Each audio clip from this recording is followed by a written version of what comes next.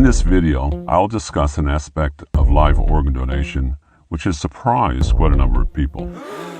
It has to do with a strange negative reaction that many people have when they hear about someone making a live organ donation to a stranger. I recommend that anyone considering live organ donation visit an internet site called Living Donors Online. It is in no way connected with me, and yet it has a lot of good advice that is shared between various live donors, which can prove helpful in making a decision whether or not to donate.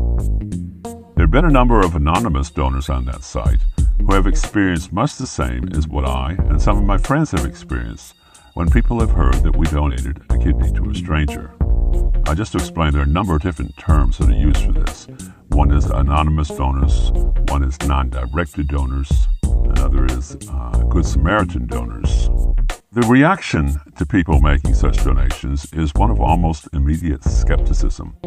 Like there must have been a scam behind what we did for us to have even considered such a thing. At times, even the people on Living Donors Online who have donated to friends and relatives have shown a bit of skepticism towards those who donate to strangers. Only a tiny percentage of the general population even knows that they could donate a kidney to someone right now before they die with almost guaranteed success. To ask ourselves, why is this? Why are we not being told? So much has been done to advertise and promote people signing organ donor cards so that their organs can be used after they die. But almost nothing is said about live organ donations, especially to strangers. In fact, it has been my experience that there's a powerful lobby against letting anyone know about this. And it goes right up to the top echelons of various national kidney organizations. If you study media reports on organ donations, you'll find far more reports talking about scandals or implying scandals than you'll find about the positive sides of people actually donating.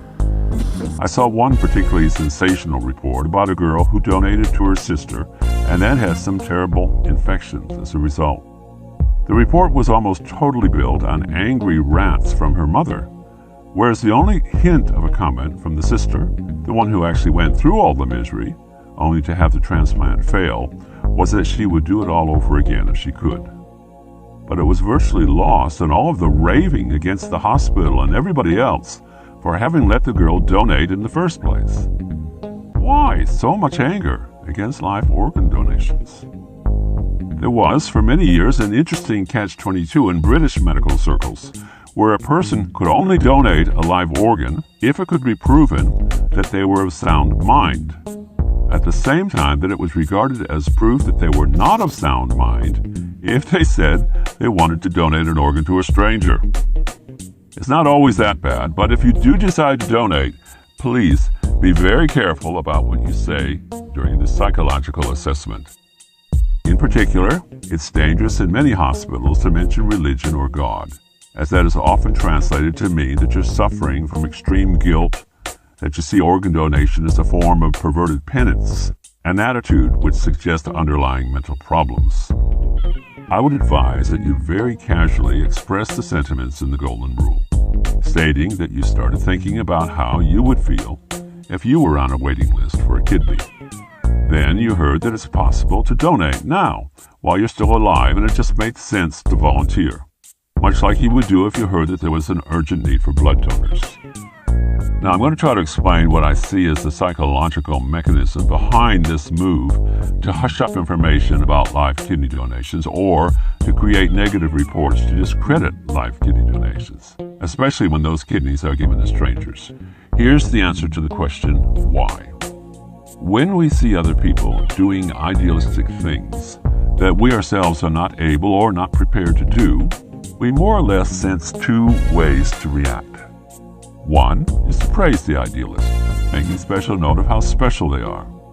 This is what Jesus said that religious leaders often did with regard to prophets after they had died.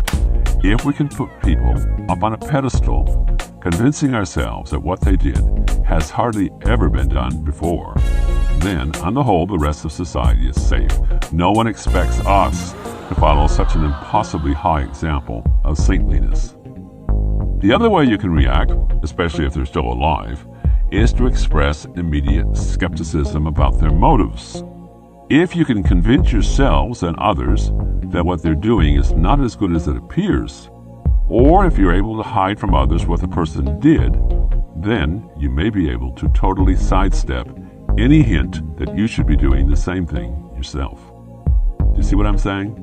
You either turn the hero into a god so no one has to imitate them, or you turn them into a devil so that no one wants to imitate them. There was one rather large extended family that I met through living donors online, several of whom had donated kidneys to strangers.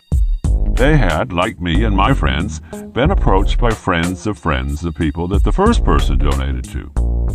Word got around that this family might know of others who would donate. Because they received so many direct requests, and because they were a family that had been steeped in the principle of the Golden Rule, one by one, members of that family donated to people who contacted them. Well, did they ever get criticized? Freaky weirdos, religious fanatics, narcissists looking for attention, anything to devalue what they had done. So I'm just telling you to not be surprised if you experience a little bit of this too. On the whole, it's better to just keep it quiet from everyone that you're planning to donate or that you have donated. If nothing else, this tosses a bit of cold water on any hopes that you may be having that you'll be treated as a hero. Although that does happen occasionally. In the event that people discover what you did and then they criticize you for it, do what you can to let them know that you don't expect them to do what you did. And stress that it's not such a big deal to donate a kidney, especially by comparison to the good feeling of having been able to help someone else in a meaningful way.